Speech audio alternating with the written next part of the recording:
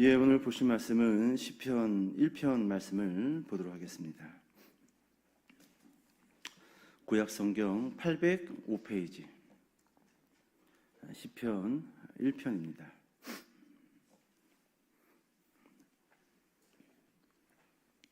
예, 구약 성경 805페이지 시편 1편. 한 절씩 교독할까요? 805페이지예요. 구약 성경. 복 있는 사람은 악인들의 꾀를 따르지 아니하며 죄인들의 길에 서지 아니하며 오만한 자들의 자리에 앉지 아니하고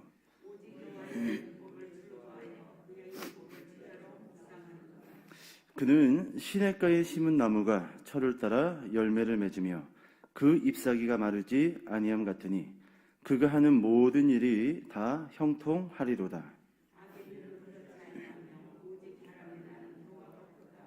그러므로 악인들은 심판을 견디지 못하며 죄인들이 의인들의 모임에 들지 못하리로다. 악인들의 길은 망하리로다. 아멘. 이 로마서를 다 마치고 시편 말씀을 좀 주어진 시간마다 여러분들과 함께 말씀을 나눠보도록 하겠습니다. 이 로마서를 안 보고 갑자기 시편으로 넘어오니까 좀 저도 개인적으로 좀 기분이 이상해요. 왠지 또 로마서를 또 봐야 될 것 같은 느낌이 자꾸 들고. 여러분, 오늘은 가을의 맨 끝자락에 이 날짜상 위치하고 있습니다. 내일이 무슨 날인 줄 아세요? 내일? 월요일이요? 내일이 입동입니다. 입동. 입동의 이 사전적인 의미를 찾아보니까 뭐 겨울의 시작이다 이렇게 보통 사전적인 의미가 있지만 사전을 보니까 살짝 이 시적인 의미가 이 뜻이 있더라고요. 곧 겨울. 좀 시적이지요? 저만 그런가요? 그래서 사전에 이런 뜻도 있네. 곧 겨울이다. 겨울이다. 오늘이 가을 마지막 끝자락인데 가을이 다 가기 전에 제가 여러분들에게 몇 편의 시를 좀 읽어드리도록 할게요. 원래 가을 하면 또 이 시 아니겠습니까? 요즘 이 젊은 사람들에게 핫한 이 81년생인가요? 아주 젊은 시인 한 분이 있어요. 아주 젊은 사람들에게 인기가 많습니다. 요즘 젊은 사람들 시집을 읽을까? 그런데 이 하상욱이라는 이 시인은요, 젊은 사람들에게 인기가 있는 이 시인이에요. 그래서 그분의 시집을 보면 우리가 기존에 알고 있었던 이 운율을 깬 아주 이 파격적인 아주 짤막한 이 시를 쓰시는 분입니다. 어떻게 보면 이 명언 같기도 하고 어떻게 보면은 시 같기도 한데 참 그 짧지만 아주 임팩트 있는 시를 젊은 사람들에게 주고 있는 시인이에요. 한번 좀 제가 몇 편 읽어들어 볼까요? 이게 뭐라고 일이 힘들까? 끝이에요. 이게 뭐라고 일이 힘들까? 제목이 뭘까요? 메뉴 선택. 이해 가셔요? 이게 뭐라고 일이 힘들까? 메뉴판 들여다보고 공부하시는 분들 계시죠? 그죠? 이게 뭐라고 일이 힘들까? 한 편 더 읽어드릴까요? 네가 필요해. 내가 잘할게. 네가 필요해. 내가 잘할게. 제목 돈. 재밌죠? 짧지만 임팩트가 있어요. 자, 이런 시도 있어요. 다시 시작하는 건 처음보다 어려워. 다시 시작하는 건 처음보다 어려워. 제목 자다 깼는데 잠 안 옴. 우리 아까 우리 이화성 권사님 새벽 2시까지 잠이 안 와가지고 혼났다라고 그 시지요. 다시 시작하는 건 처음보다 어려워. 짧지만 임팩트가 있지요. 뭐 편 더 읽어드려 볼게요. 열정이 식은 줄 알았다. 체력이 나빠진 거였다. 이게 시예요. 열정이 떨어진 줄 알았다. 체력이 나빠진 거였다. 편한 사람이 되려고 하다가 편리한 사람이 되고 말았다. 끝. 이런 경우 많지요? 상대방에게 좀 편한 사람이 되려고 조금 나 자신을 낮췄는데 시간이 지나 보니까 편한 사람이 아니라 편리한 사람이 되고 말았다. 끝. 한 편 더 읽어드려 볼까요? 끝까지 참으면 참다가 끝난다. 끝까지 참으면 참다가 끝난다. 마지막으로 어렸을 때는 싫어하는 사람을 안 보고 살았는데 나이가 드니 좋아하는 사람을 못 보며 살아가네. 아주 짧지만 그 안에 담겨져 있는 의미는 아주 강하게 우리에게 다가오는 시예요. 혹시 여러분들 좀 경제적으로 여력이 있으시면은 하상욱 씨의 시집 한 편 사가지고 오며 가며 짧으니까 읽으면은 참 좋겠다 그런 생각이 듭니다. 철학자 아리스토텔레스는 그의 시학에서 이 시에 대해서 이렇게 평가를 내렸습니다. 시는 역사보다 철학적이고 진지하다. 시는 역사보다 철학적이고 진지하다. 이렇게 좀 이야기를 해볼까요? 아리스토텔레스는 시에 대해서 이렇게 정리를 한 것 같아요. 시는 보편적인 것, 그러니까 일반적인 것을 말하는 경향이 더 강하지만 역사는 항상 특별한 것만을 말한다라는 거예요. 그렇기 때문에 시는 역사보다 철학적이고 더 진지하다라는 거예요. 여러분 이제 저와 함께 성경에 담겨져 있는 시편 1편부터 150편까지의 말씀을 우리가 들여다보게 될 것인데, 이 성경에 담겨져 있는 이 시편은요 지극히 개인적이고 그리고 보편적이고 일반적인 문제들로부터 그 시가 출발이 됩니다. 하지만 여러분 이 시편의 모든 그 시의 종착점은요 특별한 한 가지만을 표현하고 있다는 거예요. 여기를 우리가 눈여겨볼 필요가 있어요. 수많은 시인들이 개인적이고 보편적이고 일반적인 그와 같은 것들을 가지고 시를 만들었습니다. 그런데 그 모든 1편부터 150편의 시가 특별한 한 가지만을 향하여 표현을 하고 있다는 거예요. 그게 뭘까요? 한번 따라해 보실래요? 여호와를 찬양하라. 그렇습니다. 지극히 개인적인 것으로부터 출발한 시들이 특별한 것, 곧 여호와를 찬양하라라고 그렇게 마침표를 찍고 있다는 거예요. 시편은요 총 한 권으로 되어 있는 것이 아니라 5권을 한 권으로 묶었습니다. 그리고 이 각각의 1권부터 5권은 방금 제가 설명드렸듯이 여호와를 찬양하라라고 그렇게 시인이 노래를 부르면서 맞춰지고 있다는 거예요. 오늘은 이 1편을 들어가기보다 한번 개론적으로 말씀을 좀 여기저기 둘러보고 좀 설교를 정리해 볼게요. 자, 1권 마지막 편 마지막 절을 찾아볼게요. 1권이요 1편부터 41편까지입니다. 자, 우리가 찾아볼 말씀이 시편 41편 마지막 절 13절이에요.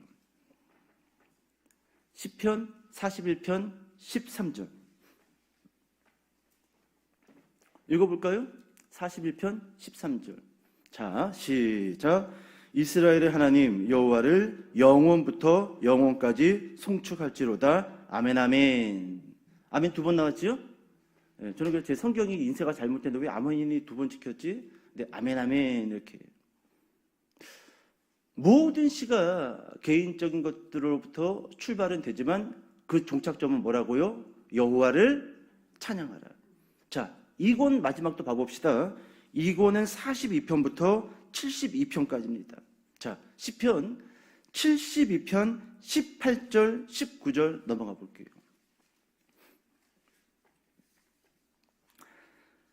72편 18절 19절 같이 한번 읽어볼까요? 자, 시작. 홀로 기이한 일들을 행하시는 여호와 하나님 곧 이스라엘의 하나님을 찬송하며 그 영화로운 이름을 영원히 찬송할지어다. 온 땅에 그의 영광이 충만할지어다. 아멘 아멘. 이 아멘 아멘 2번 하는 게 좀 재밌지 않습니까? 은혜도 되고 우리는 한 번만 하는데. 자, 시편 3권으로 가봅시다. 3권은요 73편부터 89편까지예요. 자, 89편으로 넘어와서 52절. 시편 89편 52절. 자, 읽어봅시다. 자, 시작. 여호와를 영원히 찬송할지어다. 아멘, 아멘. 그죠? 아멘, 아멘. 뭐라고 고백하고 있어요? 여호와를 영원히 찬송할지어다. 아멘, 아멘. 자, 사권으로 넘어가 봅시다. 사권. 90편부터 106편까지가 사권이에요. 자, 106편 48절. 오늘 뭐 시편 한 권 다 띄네요. 짧은 시간에. 106편 48절. 자, 읽어볼게요. 시작. 여호와 이스라엘의 하나님을 영원부터 영원까지 찬양할지어다. 모든 백성들아 아멘 할지어다. 할렐루야. 은혜되지요? 예. 이 성경에 기록되어져 있는 이 시. 자, 마지막 5권 107편부터 150편까지. 자, 150편 6절로 넘어가 볼게요. 시편 150편 6절. 자, 읽어봅시다. 시작. 호흡이 있는 자마다 여호와를 찬양할지어다. 할렐루야. 예, 한 권 다 봤네요. 예, 뭐 10분도 안 돼가지고 이 시 150편을 우리가 다 봤어요. 다 본 거예요. 다 봤습니다. 항상 그 마침표는 어디로 간다고요? 여호와를 찬양하라. 그렇습니다. 이것이 모든 이 시편에서 우리에게 주고자 하는 강력한 이 시인의 메시지라는 거예요. 자, 여러분 여기서 우리는 시편이 다른 성경과 한 가지 다른 점을 발견할 수 있다라는 거예요. 잘 보세요. 모든 성경은요, 시편을 제외한 모든 성경은 인간을 향한 하나님의 말씀입니다. 하지만 시편은 정반대예요. 하나님을 향한 인간의 고백이라는 거예요. 이거 중요합니다. 그래서 시편은 특별하고 시편은 중요해요. 아담의 타락으로 여러분 사람에게서 사라진 고백 하나가 있어요. 그게 뭘까요? 하나님을 향한 찬송입니다. 하나님을 향한 기도와 감사예요. 이게 끊어져 버린 거예요. 모든 성경, 시편을 제외한 모든 성경은 하나님이 인간에게 주는 말씀이지만 시편만큼은 하나님을 향한 인간의 고백이라는 거예요. 그런데요, 갈수록 이 기독교가 그리고 그리스도인들이요, 이 시편만 제외된 말씀으로 채워지고 있다는 거예요. 이게 무슨 의미인가? 듣기는 많이 들어요. 보기는 많이 봅니다. 그런데 지금 무엇이 안 되고 있냐 하면은 일방통행이지요. 들었으면은 다시금 어떻게 되어져야 되는 거예요? 찬송이 되어지고, 기도가 되어지고, 감사가 되어져야 되는데 오늘 듣기는 많이 듣고 교회 출입은 많아지는데 뭐가 안 되고 있어요? 찬송이 안 되고, 기도가 안 되고, 감사가 그 자체를 감추어 버렸다는 거예요. 그런 의미에서요, 오늘날 이 기독교는 다시금 시편으로 돌아가서 이 기도 어떻게 해야 하는 거지, 기도? 여러분 시편을 통해서 기도를 배우시기 바랍니다. 앞에 나와서 찬양팀이 찬양하니까 그냥 흥얼흥얼 따라 불렀는데 내가 하는 이 찬양이 정말로 하나님의 은혜와 영광을 찬양하는 게 맞나? 여러분 시편을 통해서 다시금 찬송과 찬양을 배우시기 바랍니다. 나는 왜 이렇게 입술에 불평과 불만이 많지? 감사할 게 훨씬 많은데. 여러분 시편을 통해서 우리가 어떻게 하나님께 감사해야 될지를 배워야 한다라는 거예요. 우리가 잃어버린 찬송, 우리가 잃어버린 기도, 우리가 놓쳐버린 감사를 시편을 통해서 다시금 배워나갈 수 있다라는 겁니다. 한글 성경은 시편이라고 그러지요. 그런데 이 제목은 잘못됐어요.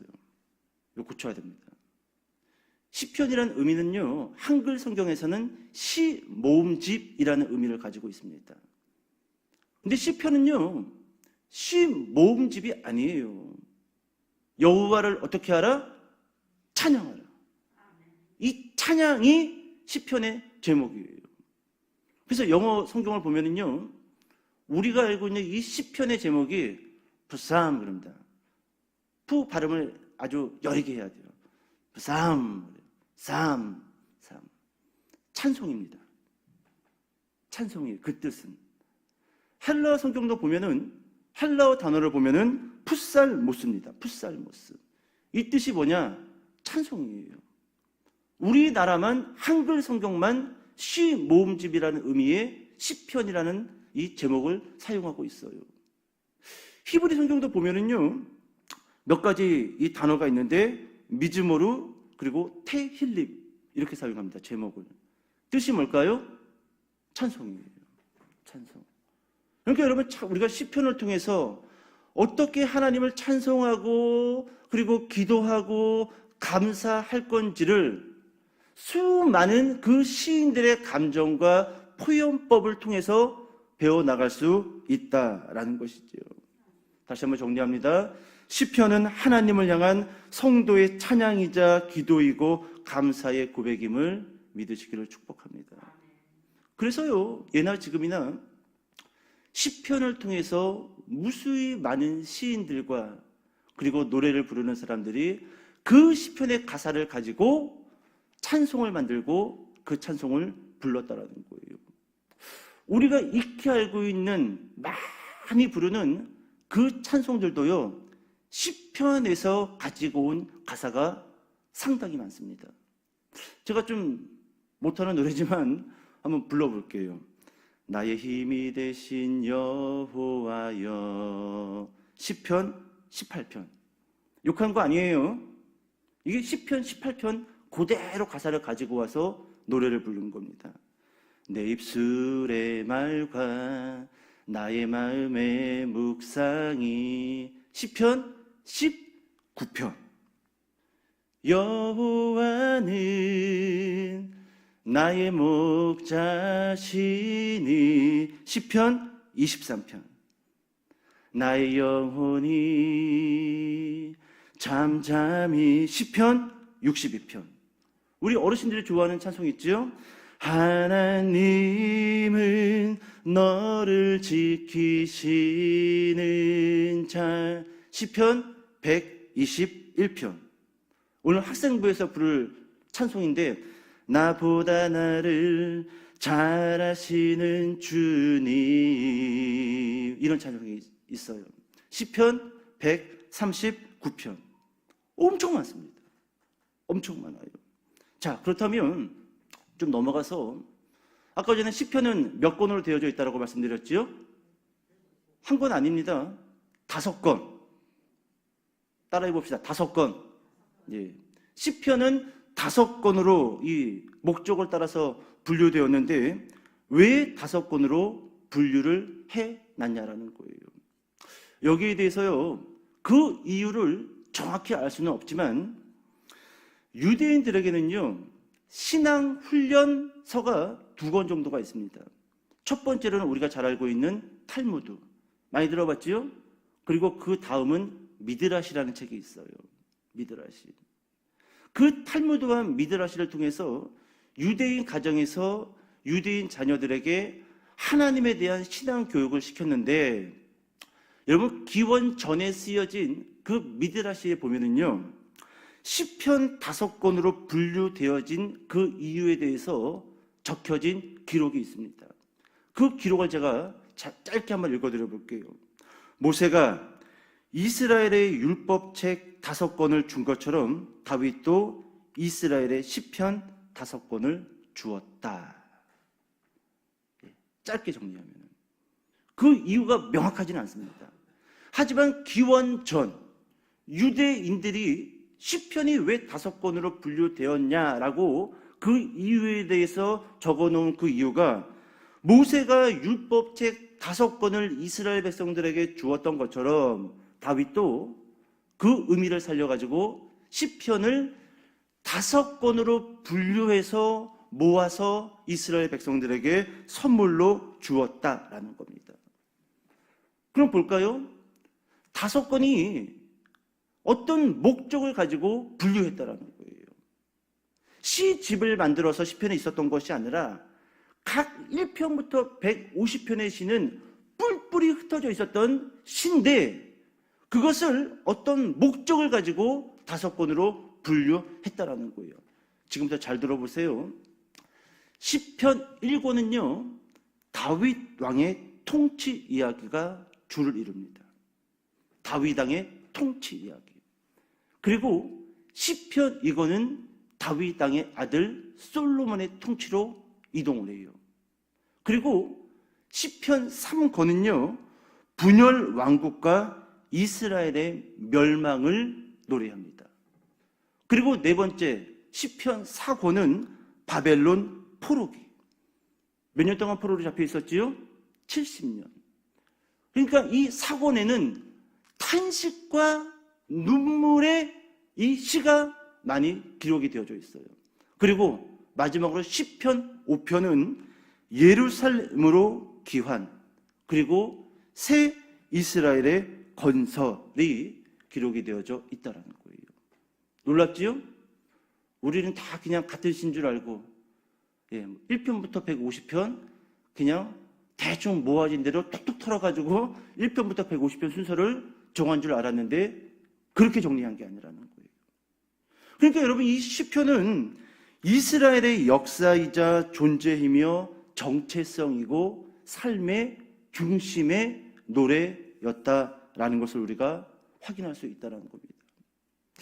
시편을 우리가 보통 다윗의 시편이라고 부릅니다. 하지만 시편 150편 안에는 시인이 다윗만 있는 것이 아니에요. 좀 많습니다. 제가 짤막짤막하게 좀 그 시인들의 이름을 불러드릴게요. 다윗.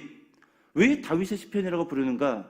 가장 많이 시를 썼어요. 몇 개를 썼는가?